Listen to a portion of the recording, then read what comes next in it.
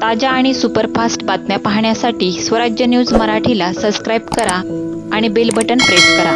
54 मीटरचे काम करत असताना देशमुख पाटील वस्ती येथील ड्रेनेज लाईन फुटल्याने घरामध्ये मैला मिश्रित पाणी शिरले. नागरिकांना ढासाचा प्रादुर्भाव होत असल्याने व पाण्याचा घाण वास येत असल्याने नाहक त्रास होत आहे.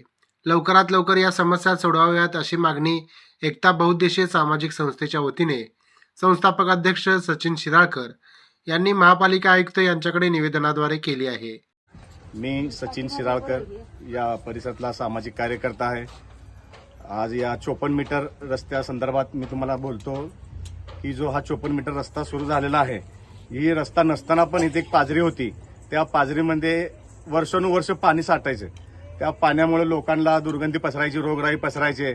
मग हा पाजरी बंद होऊन बी 54 मीटर रस्ता पूर्ण होत आला तरी त्या कॉन्ट्रॅक्टरच्या हस्ते चेंबर लाईन फुटलेली आहे व तसंच धुळीचं प्रमाण जास्त झालेलं आहे. रोडवर पाणी आहे. आता महिला घसरून पडल्यात. पण ती प्रशासनाकडे लक्ष देणं गरजेचं आहे. अन्यथा आम्ही परवा निवेदन दिलं की सहाय्यक आयुक्त होते कारंजे साहेबांना बी आम्ही निवेदन दिलं पत्राद्वारे की अजून त्यांनी अद्याप त्यांचा कुठलाही कर्मचारीकडे फिरकेलेला नाही. अजून असं किती त्रास आम्हाला इकडे लोकांना देणार? आम्ही काय भारतातले नाहीत का? आम्ही काय वस्तीतले नागरिक नाहीत का? आम्ही टॅक्स भरतोय. जेणेकरून लवकरात लवकर हे रोड व्हायला पाहिजे. अन्यथा आम्ही शांत बसणार नाही. सर्व महिला असतील, भागातला जेवढा परिसर असेल तेवढा आम्ही आयुक्ताच्या कॅबिन समोर गोंधळ घातल्याशिवाय राहणार नाही. माझं नाव सोनिया शिराळकर, राहणार देशमुख पाटील वस्ती अमराई. आमच्या इथे हा नवीन रोड गेलेला आहे जो CNS कडे जातो. तर तो नवीन रोड झाल्यामुळे आमच्या इथील जी ड्रेनेज लाईन आहे ती फुटलेली आहे आणि अत्यंत दुर्गंधी या परिसरामध्ये पसरलेली आहे. आमचे छोटे छोटे लहान मुलं आहेत. त्या पाण्यामधून मैला बाहेर येत आहे, घाण पसरत आहे. त्यामुळे मच्छर आणि रोगराई पसरत आहे. आमचे लहान मुलं आजारी पडत आहेत.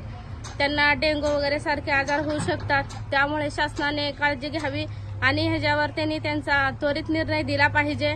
शासनाला वेळोवेळी आम्ही या गोष्टी सांगितलेल्या पण आहेत की खूप घाण झालेली आहे. त्याचे व्हिडिओ पण आम्ही त्यांना दाखवलेले आहेत. परंतु अद्यापही त्यावर त्यांनी कोणताही निर्णय घेतलेला नाही.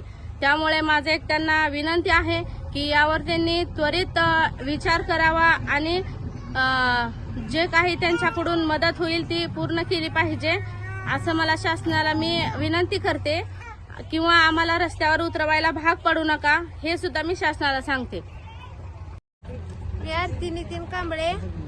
इथं हे पाणी साचतंय, ड्रेनेज लाईन फुटलेली आहे, लेकरांना रोगराई व्हायला लागली आहे, सगळेच आजारी पडते ती. परत आमच्या घरात सगळे घरबार आजारी